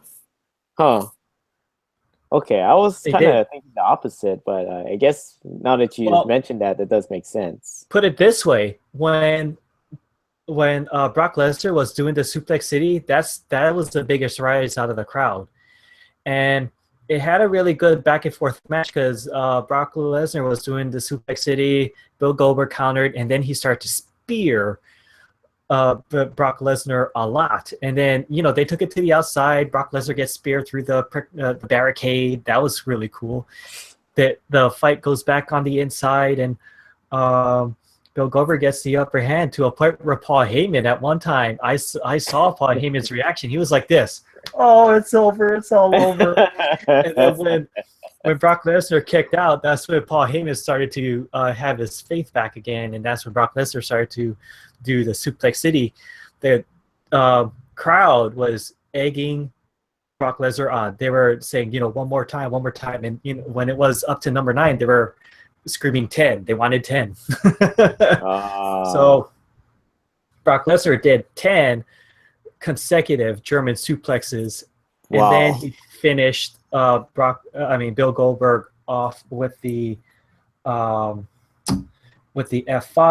He gets the win, and that was it. It went a little bit longer than what some people thought it would last, but it was still a pretty decent match, I think. Yeah. I mean, I wish it was a little bit more, but for what it is, cannot really complain, I guess. But I know there's a lot of people whose their opinions is they think Goldberg should have won that match, but that's true. The uncomfortable thing that I saw from my own perspective was that it seemed like Bill Goldberg came back and he wanted to do it one more time just to prove himself in front of his son, or make his son extra proud. At least that is what was I don't know. It seemed that way because he had his kid there too. So it seems like he wanted to go in, prove himself, and especially in front of his family. So at that time, it's like, it's a really good angle, but it can only get you there so much, because now it seems like you're only doing this. It only affects just one specific small group, which would be Bill Goldberg's own family, and not necessarily me. I mean, I understood it, but I didn't couldn't quite cheer for him 100% in this match. That's where it kind of had that disconnect there. I mean, Bill Goldberg, you had a really great run, but after you had your win, and the fact that you signed a deal to have a pretty good run with the WWE, I couldn't help but think, oh my goodness. From that point on, it will be really hard for you to keep that momentum going, because there's a lot of things going on with your age and your limitations. Eventually, you would have to lose the belt to someone, and I guess the person you could lose it to at this day and age would have to be Brock. How old is Goldberg now, anyways? I would have to Google that, but I think he was in his 30s in his push in WCW, and we were. So that would mean he would have to be about double our age, so he would have to be in his 50s. Wow, yeah. It is kind of starting to show too. Yeah. Even Brock Lesnar. I mean, those muscles aren't looking like bricks anymore. At least not as much as it used to. So it says here Bill Goldberg was born 1966.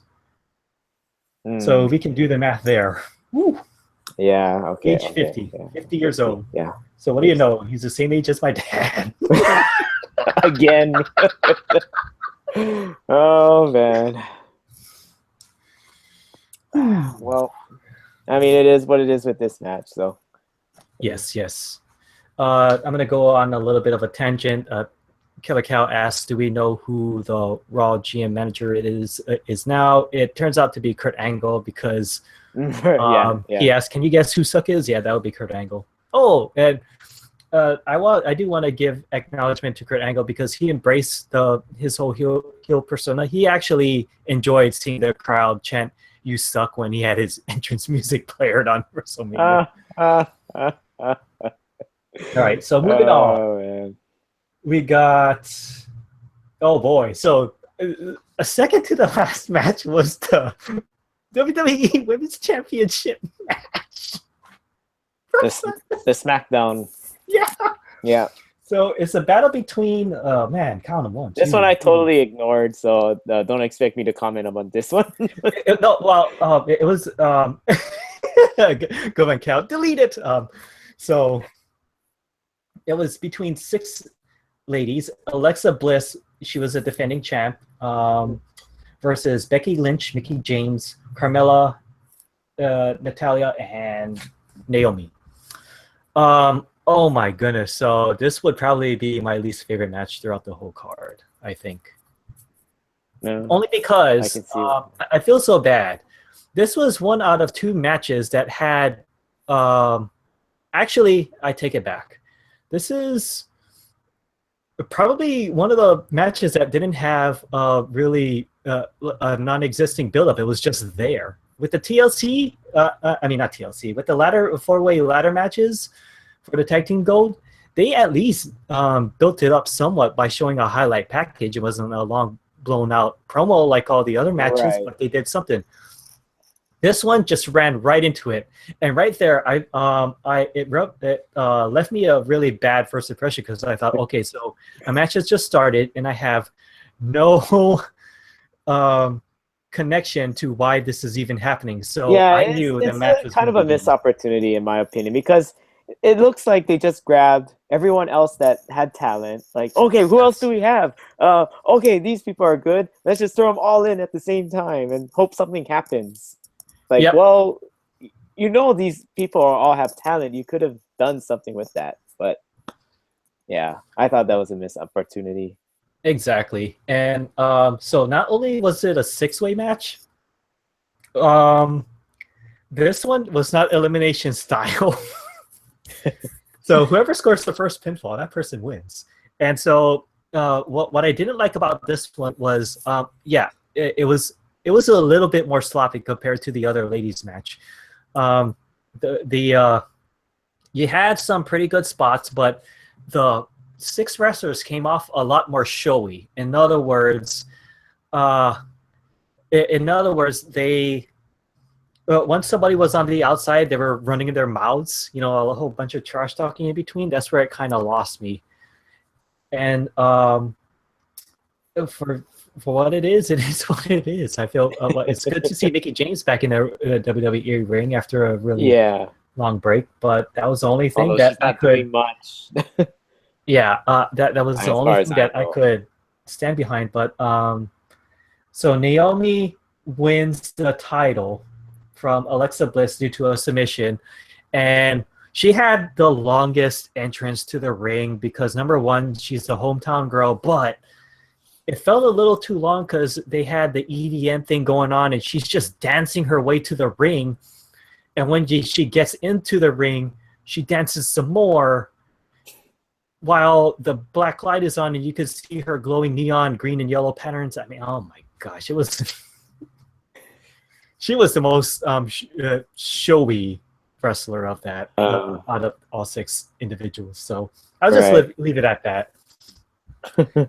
and poor, I feel bad for the ladies. She gets a lot of pop, though, I gotta say. Yeah, she did. Of course, she's a hometown girl. She have to. Yeah. She have to. So that part was deserving. Congratulations, Naomi. I do feel bad that it was second to the last matchup because they do realize that their match happens to be right before the main event. And at that time, people are already worn out from what they had in the first half. After that would have to kind of escalate to be close, if not a little bit better. I don't know. So then we got the main event. It was no holds barred match between The Undertaker and Roman Reigns. Although it wasn't mentioned, there were rumors going on that this might have been The Undertaker's retirement match. Yep.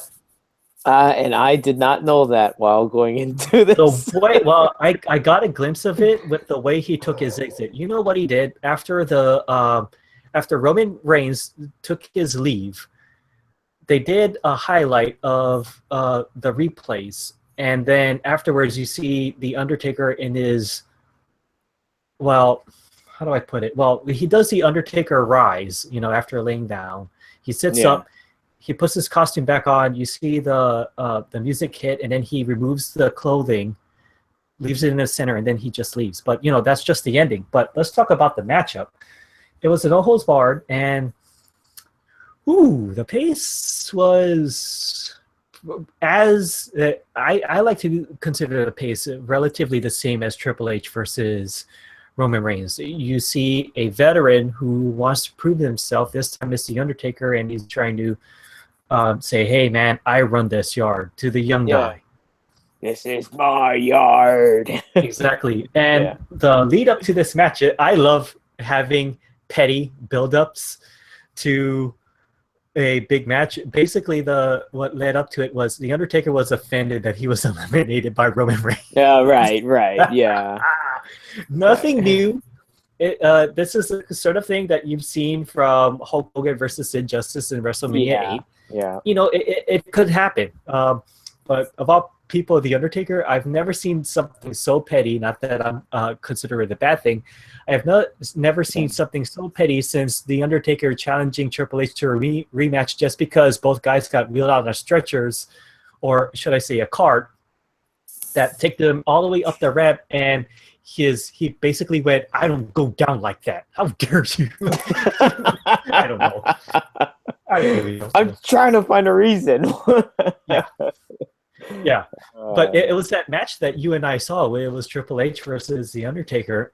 And you remember that thing where they, both men had to be wheeled away and taken to the back. Obviously, The Undertaker didn't like it that way, so he wants to prove himself yet again. But anyways, so Roman Reigns and The Undertaker. The Undertaker had beef with Roman Reigns. Roman Reigns, I guess, it was supposed to be a battle between two baby faces, but obviously the crowd still hasn't warmed up to the guy completely yet. Right. So he unanimously, pretty much the same reaction as Cena. Yeah, very diversive. Oh yeah, unanimously the crowd didn't like Roman Reigns at all. Not in this match, yeah. Nope. And they kept booing him whenever he got his offensive in. And the match basically was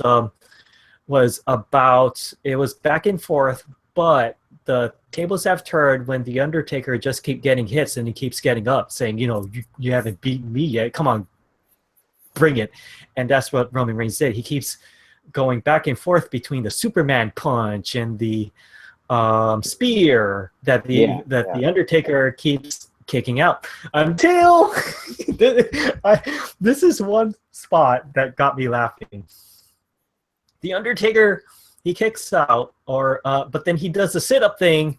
He sits up for about 3 seconds, and then he falls sideways, going. Actually, he didn't make that sound. I saw that live, and I was freaking out. Because I made a wager, and then so I was cheering for Undertaker, of course. And then so he sits up. Yes, no. I in my mind I slipped in a little sound bite when he fell to his side. I went. To do it. Oh man. Yeah.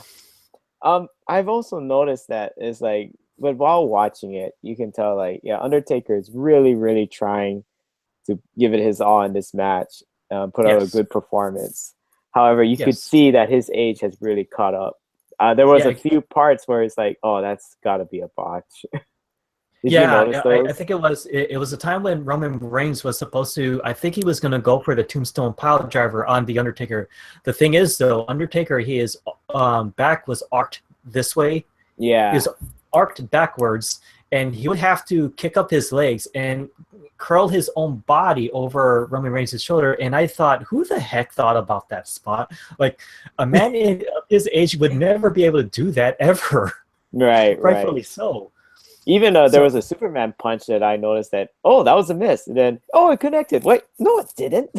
Oh, by the way, what do you think about the setup to the Superman punch? Because I thought, I was like, who the heck are you? Jack's hitting the ground so that it could shake? How dare you grab your list? It looks very... it looks very anime-ish to me. So, whatever. It looks cool, I guess. I need to borrow that in real life. So anybody who provokes me, I'll just go like this. They're like, what are you trying to do, man? It just looks cool. Yeah, it just looks cool. Don't make me use this. Click. I can't pull out my hair because that's already taken. Yeah. I'll punch the ground and be like this. Oh well. Yeah. Sorry, Cal. That's his boy. But we all admit, had I tried to be as cool as Roman Reigns, locking the wrist and then going for the Superman punch, it'll never work. Here's how it will happen. I lock it up, I go for the punch, that guy doesn't sell, and then I'm pulling off the classic Ric Flair. No, backing up. But I kind of gauged that the tables were turning when the Undertaker, he did a tombstone pile driver, crosses Roman Reigns' arms. He was supposed to be down for the 3, but then he kicks his shoulder up. And I'm like, oh no, they're passing the torch. They might if the Undertaker doesn't get another tombstone in, but it is what it is. I do feel bad that the announcer's table, once again, circa Attitude Era, it had to be trashed. But then again, it's not the first one to get trashed. The first one to get trashed was a SmackDown table when Shane crashed through it. But hey, in between the next match, the production crew managed to build up a new table. And they're like, when did that happen? Right. I'm bringing a new table quick. Yeah. So the match, it is what it is. I thought it was an okay match. Crowd reaction, though, you could tell that people were definitely over it. It's kind of the cold reaction when Cena won. Everyone's like, whatever. This is bad and things like that. But for what it is, I thought it taught a pretty interesting tale. I like the fact that once again, the Undertaker, he still had a lot of fight in him. Again, the best way to show how tough you are when you're doing a match, I like to consider it similar to Terry Funk. When the old man is beaten down, they keep fighting back until you to a point where you're like, what's it gonna take to keep this old man down until you finally do? And that's exactly what happened. It was not the kind of send-off I would rather have. If only the Undertaker could come back for one more match and have his retirement match with someone else. But then again, it's at a point where they have to give the push to someone. It's Roman Reigns, but at the same time, I don't know who would deserve a better push. Yeah. I would like to think that it is AJ Styles, but he's from a different brand, so that can't happen. Yeah. So honestly, I'd rather him go against one of the veterans, but well. Yeah. What are they going to do? Bring it back with Triple H? That's been done to death. No. Or Brock Lesnar? Too much. Probably not. You're like Cal says Dolph Ziggler. Dolph Ziggler. Right. No, John Cena. So the WrestleMania attendance, they did reach the new record of 75,245 people. Citrus Bowl, Orlando, Florida. The biggest star of that night who was seen in the front row was Jimmy Fallon, because he was also there to promote his new ride attraction at the Universal Studios Orlando Resort / theme park. So good on you, Jimmy Fallon. And I'm very happy they brought back JR for this too. Oh yeah, me too. I thought it. Oh hey, Killer Cow would prefer that Stone Cold Steve Austin face the Undertaker. I would love to see that, but I think Stone Cold admitted that he can't do it anymore because of his injury is what's preventing him. Yeah. They won't do it. I do. Going back to JR, it was really cool that they brought him back, and he was able to do the call the action while JBL and Michael Cole did the play-by-play. And at the same time, it was good to see Jerry the King Lawler come back for play-by-play. I just feel bad that he had to. No, he didn't do play-by-play. It was commentary. I do feel bad that Jerry Lawler actually had commentary to the John Cena Nikki match. Oh, goodness. Oh, all they could do was make fun of The Miz and have JBL defend him because, you know, JBL is the heel commentator that night. Oh, interesting fact by Cal. He says the Taker wrestled with all his injuries last night. Hey, mad props. Wow. Cal, can you tell me over in the chat what kind of physical injuries he was battling that night? I think it has something to do with his, was it back or neck area? I think more so his back. Am I correct? But anytime a wrestler fights through all that pain just to carry on the match and for that long, mad props. I mean, I think all the way back to Shawn Michaels when he had a really horrible back the night he lost the belt to Stone Cold Steve Austin. You could see it. When he climbed up to the top rope to do his elbow, he paused for like a good 2 seconds or so, and you could see him grit his teeth and just going, "Oh, this sucks," but he did it. Oh, wow. So Cal says Taker has a hip injury. Oh, that is definitely mad props to him for fighting through that pain. Yeah, that on top of his age, that's man. Okay, now I gotta complain now. He has a hip injury, yet someone worked out a spot where he's supposed to arc his body backwards, kick up, curl his body so that he could set himself up for the tombstone pile driver for Roman. Who thought of this? He has a bad hip. Why? So it says, Cal says it's a hip, his back, his ankle, his neck. Again, so why make him try to kick up his legs and set himself up for a tombstone pile driver? Oh my goodness. Give him a break. Well, he has a break now. So that was a show. I did enjoy it more so the first half than the second half, but yet I would recommend people to check it out overall. What do you think about it, Daniel? Overall, well, I mean, have my biased opinion because of I lost the wager with the Undertaker match, so it's like Cal did point out, and I'm surprised I didn't catch this, is that Taker couldn't do his rope walk anymore. I can't remember. Did he do his flying clothesline thing from across the after bouncing off the ropes? Oh, I don't remember.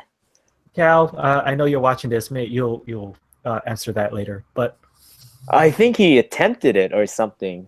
Probably. Oh, but there was one spot that I enjoyed doing is that every time Roman Reigns wanted to do the leap into the air and punch Taker, he always catches punch right in his mouth. I love that. Okay, so he did do the running flying clothesline. All right, so that part is good. Ooh, but then he landed on his hip. Oh, poor guy. Oh man. So despite the fact, you say that. What were you gonna say? Were we gonna talk about the match? What was that? Were you gonna talk about the match? Well, just a few things too. Like the only reason why I enjoyed watching it is because I was able to, because I was texting my friend at the same time who was watching it. Because I was just like, "What? You get to watch WrestleMania?" And da da da da. And then lucky thing was that WrestleMania was playing in the break room at my workplace, so I walked in like, "Hey, it's the Undertaker versus Roman Reigns match." So we were I was going into my whole fanboy mode and just responding to everything that was going on. Undertaker sits up, yay! Oh, he falls over. No. Yeah, you say no. I went, and then I laughed to myself. And so that it did keep me on the ropes because I did not expect this outcome, but that's because I did not know that the buildup was that this was his last match. Well, I probably would have thought differently. You weren't alone. There were a lot of fans. If you were to take a look at fan reactions, some people were just holding their head low. They couldn't believe it. Yeah, because the thing is, like, the Undertaker has beaten so many of the best wrestlers throughout his wrestling career, WrestleMania, losing to Brock Lesnar, whatever, okay. But, he's beaten the best, and then you lose to Roman Reigns, of all people. Yeah, the streak, I kind of blame WWE for this one. They're very responsible. The streak hasn't ever been exploited until I think it was WrestleMania 19 or 18, because it's true, Undertaker had a winning streak, but nobody ever caught on to it until the announcer started to plug it. Like, hey, this marks the if he beats Ric Flair, this would be number 10. And since then, it became an annual thing, much as how Kofi Kingston had that saving grace from Royal Rumble all the time. So now they put so much attention to it. It puts the Undertaker's streak so high up into the pedestal, but you know that streaks eventually gets broken, but the pressure is on the person who finally ends it. Yeah. Unless if they like, even with Bill Goldberg going over 360 something wins over in WCW, eventually somebody was going to break it. But in most cases that I've seen since I watch wrestling, the person who breaks it, it definitely puts a damper on the parade. And the things never. Sometimes it takes a turn for the worse. Bill Goldberg lost his streak to, of all people, it was Kevin Nash, but it took Scott Hall to use a taser to do it. So when the Undertaker lost his streak to Brock Lesnar, in a way it made sense, but the fans couldn't quite get behind it.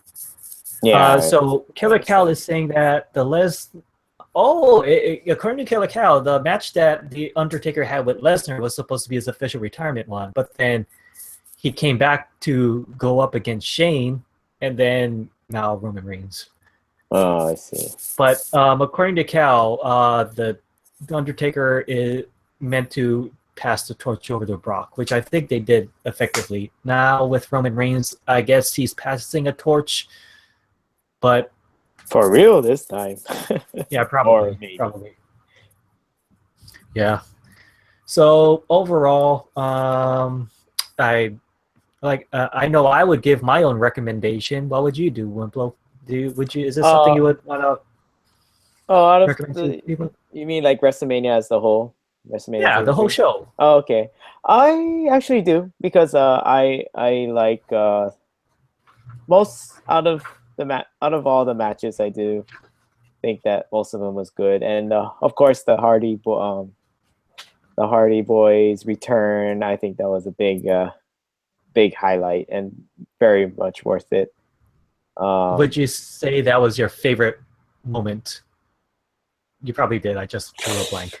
Yeah, I would say that. Yeah, because compared to all the other events, yeah, they had a fun Raw Women's Championship, AJ Styles versus Shane McMahon. Of course, that's good. That was good. Yeah. Cal, I want to ask you this over on the live chat. What was your favorite match? So while you answer that, Daniel, what was your favorite match on the card? Favorite match overall?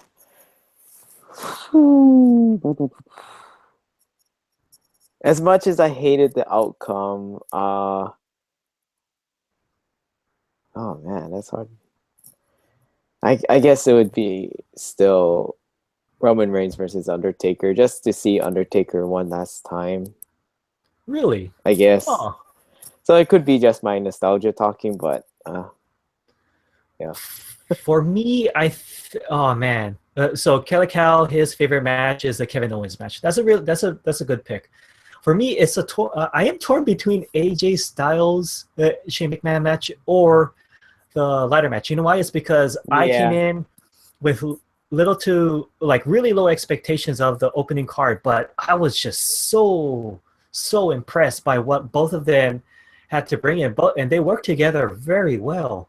Yet it was the biggest pop of the night coming from the Hardys, and I too was going delete with the crowd, delete. Oh man, it's a tie, but I think I'm just gonna have to give it to the ladder match by a very narrow margin. Yeah. My goodness, I gotta give it to him. So, I'm not sure if you caught this, but when Matt Hardy was celebrating in the ring and he went to the he stood on the corner on the second rope and he acknowledged the crowd. If you read his lips, he said something from his broken gimmick. He said, "Wonderful, yes." That kind of stuff. Oh man! So I couldn't help but talk like Matt Hardy during the match. Delete. Oh, love it. Oh, that's great. All right, so that was pretty much it. Before we wrap it up, you in the mood to answer the random question of the day? Well, we will answer that, but Cal, I'll do this for you. You said you wanted to plug something, so go ahead and leave it in the comments section. I mean the live chat section, and then I will mention it. So go ahead, type away. You and we can answer the random question of the day. So Swan asks, what is the weirdest superstition we have ever heard? Now, me coming from Filipino culture, depending on where you're from, there are so many superstitions, but I will just pull one out from the hat. Depending where you're from, they say that mermaids live in the ocean, and if you swim deep enough, they will grab you by the ankles, pull you down to the depths of where they came from, and you'll drown to death. Oh, wow. So when you're, that explains why sometimes when kids are out there swimming in the beach, the parents would get angry and say, "You're in too deep, coming closer." The birds are going to get you. Yeah. Oh, the boogeyman. We're going to get you. I would expect the musical to come with that, too. Yeah. Oh, boy. Oh, do I have to answer it, too? Yes. Oh, okay. Yeah. Let's see. It's kind of funny because I just did a class orientation for at my job, and then so when I reached the Japanese culture awareness section, so we talked about some Japanese superstitions. One that kind of makes me kind of laugh a bit would be their view on spiders. So if you see a spider in the morning, it brings good luck. Or in good lucks in terms as you're going to receive visitors and guests. If you see a spider at night, you should kill it because it represents bad luck, and then it means that a thief is going to come and try to rob your place. Now, does this apply to any spider or a specific kind of spider? Or the ones that are on a web, basically. Oh, got it. However, I always mention in class that I'm going to kill the spider regardless because I don't care if I get a guest and then yeah, that's true. You don't like spiders at all because you hate looking at them in all 8 of their eyes. Oh my gosh, yeah, they disgust me. Let's see, Cal. What we can do is, if you ever want to plug something, I'll be able to help you do it. Just give a quick shout out over on my show and any other kind of network. Other than that, Daniel and I would be very busy to be a little bit more involved than that, depending on what you're looking for. So if there's any announcements or things like that that you wanted to put forward on the live chat at the moment, feel free to do that. In the meantime, I can pull out another superstition out from my hat, and that was my cousin told me that my cousin told me that if you whistle at night, you're basically calling out the dead. Like it's like they're drawn to whistles, so when you whistle, they will hover around you. Or just visit you. I don't know how that works. Wait, what? The whistle? What? Yeah. My cousin was scared because he told me of the superstition that when you whistle at night, you're basically calling the dead. Actually, the Japanese have a similar thing to that. They say if you whistle at night, a snake is going to come and get you. So I guess there's something bad about whistling at night. But my theory is that because you're disturbing the neighborhood, and that is why you don't do it. Okay. Yeah. All right. Yeah. So that's about it. So I guess we'll just wrap it up now. Cal, let's see. Looks like Cal, there's something going on with his offer. Cal, the only thing we can do is, again, if you have any announcements or or if there's something that you want, any news that you wanted to give out, let us know, and I'll be able to throw it on in a plugging time whenever I show and things like that. I can help you spread the word that way. Otherwise, if there's anything I need to do in production, I don't have enough time to be doing that at the moment. But yeah, just give me some information and I'll see if I can help you or not. And I'm pretty sure that Daniel wouldn't mind plugging in once in a while. Yeah, sure. So in the meantime, that's all the time. Not a promotion as in advertising. All right. Okay, so we'll get that sorted out later. So in the meantime, thank you for checking us out today. Once again, I am Aaron, and I'm joined by my guest, Wimplo86. Thank you very much for joining me today. Thank you for having me here today, Aaron. It was a pleasure. Oh my gosh, I got promoted as a commissioner by Killer. Do I want that kind of responsibility? Yeah, what type of commissioner are you going to be? I don't know. Something tells me something tells me I will be a heel commissioner, and then all it takes is somebody to call me out, and I have to wrestle a match. It was me, Stone Cold. It was me. Oh man, one of the weirdest plot twists ever. Weirdest plot twists ever. You know, I think I would rather be a referee if anything. I could probably see myself doing that. Hey, if you had a role in a wrestling promotion, Daniel, what kind of role do you see yourself doing? Maybe I don't know. Probably if you be play-by-play guy, I will be your heel commentator. You and I, we go together very well. Oh man, yeah. I just love how Gorilla Monsoon commentates. So I would. Yeah, it's hard for you to be mean in like general. That. Yeah. So I'll be the mean guy. Killer Cow says I'll still I could point out like when I wouldn't mind doing that as well. I will still point out the dirty plays. You know, Aaron, just the other night I was watching Royal Rumble 1992. Yeah. So I was like, you know, since I was into wrestling balls, so I was like, yeah, I'm gonna pop this in, and I was watching it, and I just kept on laughing. Just the whole like how the authentic the commentary is. You know, Ric Flair does a low blow. It's like silent for a little while. Then you hear Gorilla Monsoon. Did you see that? Yeah, what? You're talking to me? What? Desperate times calls for desperate measures. Yeah. It's like, do you understand what's that steak? A man could do anything. I'd do that to my own grandmother if I had to. I'm sure you would. Yeah, but then and then there were moments. Trying to lift the Undertaker. Yeah, that one. Yeah, that was my favorite one. That was my favorite one. He tries the low blow tactic again to the Undertaker, and his exact words were, "Uh-oh, he just tried to lift the Undertaker."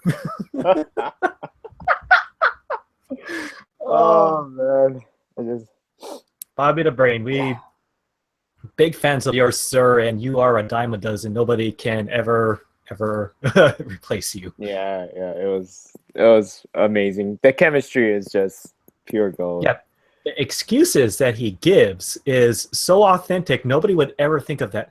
The heel commentator from Raw, he does a pretty good job. Yet when I look at him, I can't help but think of Vanilla Ice. He reminds me of Vanilla Ice.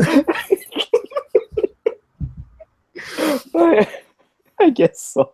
Now that you mention it. Yeah, go back, rewatch it. When they show you the Raw announce team, you'll see it. Like he has his hair slicked back from Cool as Ice dates. He got the tattoos all around his hands and arms. It's there. Oh my goodness. But yeah, hey, Killer Cow, he made a really good point of me being a heel manager, because if I get thrown into a match, I could see myself looking at my the guy who I'm managing for assistance, or I'll pull out a foreign object from like my pocket. It could be brass knucks or whatever.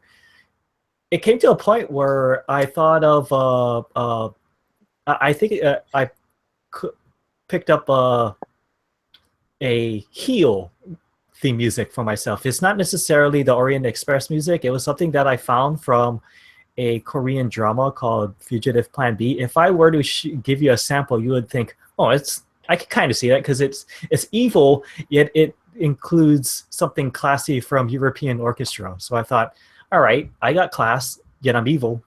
It could go together. I'll just dress, preppy, like wear a tie and my vest, just roll up my sleeves. Because I'm not a wrestler. It could happen. I don't know. Yeah. All right, so let's just wrap it up tonight. Once again, thanks a lot for coming on, buddy, and I hope to do the show again with you as well. Killer Cow, thank you once again for tuning in with us throughout the whole 2 hours, 2+ hours, and I would love to do a show with you once again. Yeah. We'll probably talk about wrestling once more. And so with that, Daniel, was there any shout-outs you wanted to do? You may have won this round, Angie, but the next time we make a wager, you can count that the Nature Boy will be back. And in order to beat the man, you have to beat the man. Woo! Okay, that's all I got. I don't know who Angie is, but something tells me I lost the bet too, so... You say what I have to take, because I'll be the heel manager. Come on, man! you gotta take me. Oh yeah, that's true. You didn't just go woo. The last time was just a fluke. Different. Oh boy, but yeah. So once again, I need to plug the channel. Do check out Tuesday Morning Shenanigans. Chances are I will be doing a lot more live streams until I get myself a brand new hard drive that will back up any sort of pre-recordings that I would do in the future. So they will be back. They will be back every week, and look forward to that. Also, for figure reviews and more, check out the Rave Corner. It is myfavorite.blogspot.com. I review Godzilla toys, Transformers toys, and many more. Also, look up the Rave Corner at Twitter and Instagram at the Rave Corner. Daniel, is there any other... Oh, wait, Killer Cal is calling us out again for the series of troublesome events through dice. Well, that's another topic that we will settle next year. So... and my letter will actually arrive in time, right? You need to talk to my brother Alex on that one. If he remembers this time. I'm going to call him out to the ring one day. All right. So thanks a lot again. I hope you all have a good night or a good morning. Until then, take it easy. Good night, everybody.